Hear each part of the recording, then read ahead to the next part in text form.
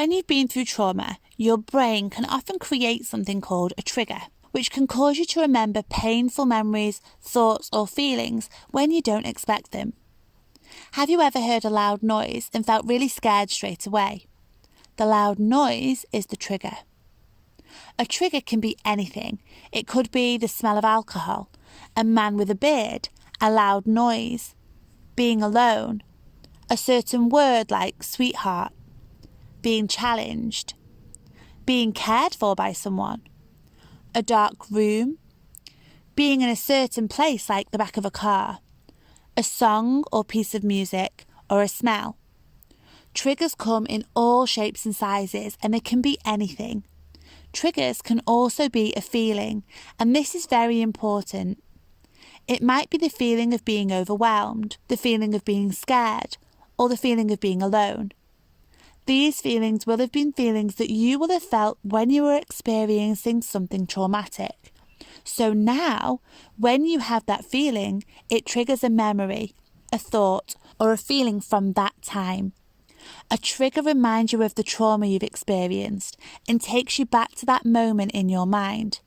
And your body responds to the trigger as if you were still there. Even if you're safe and haven't been in a traumatic situation for a very long time, your brain remembers the last time you felt like that, or the last time you heard that noise or experienced that trigger, and it quickly gets you ready to survive to help you keep safe. When you're triggered by something, you might find your response is out of your control. You might want to run away. You might become angry. You might want to cry, or you might freeze and shut down. You might find your body responds like getting sweaty and hot, or your heart might beat really quickly. Do you remember our mini video about trauma and how you can go into fight, flight, freeze? Well, when we're triggered, it sends an alert to our brain to switch on our survival brain, and we go into fight, flight, freeze. Imagine it like this. When Abdul was 7, he was in a car crash.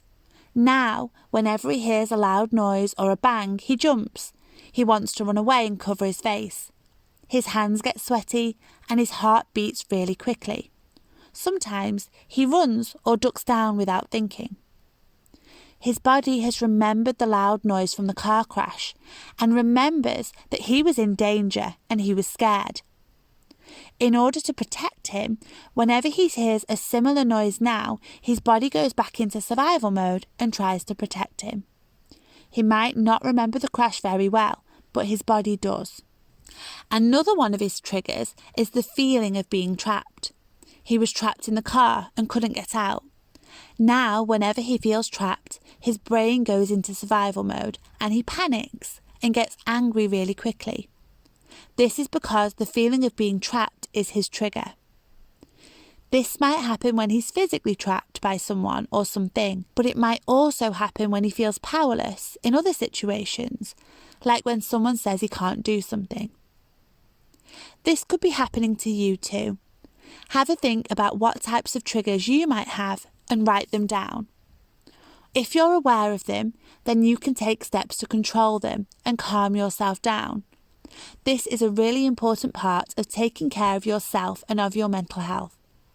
It's important to know that sometimes you might not realise something is a trigger until it happens. That's completely normal. They crop up when we least expect them. As you move into the next phase of your life, it's important to share your triggers with the people around you that you trust.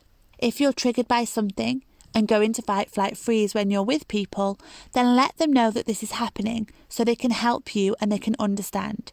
Don't hide it inside or try to deal with it by yourself. Find people who are caring and understanding, and they will support you. If you have a partner in the future, it's also important to tell them about your triggers too. They can't understand or support you if they don't know what's going on.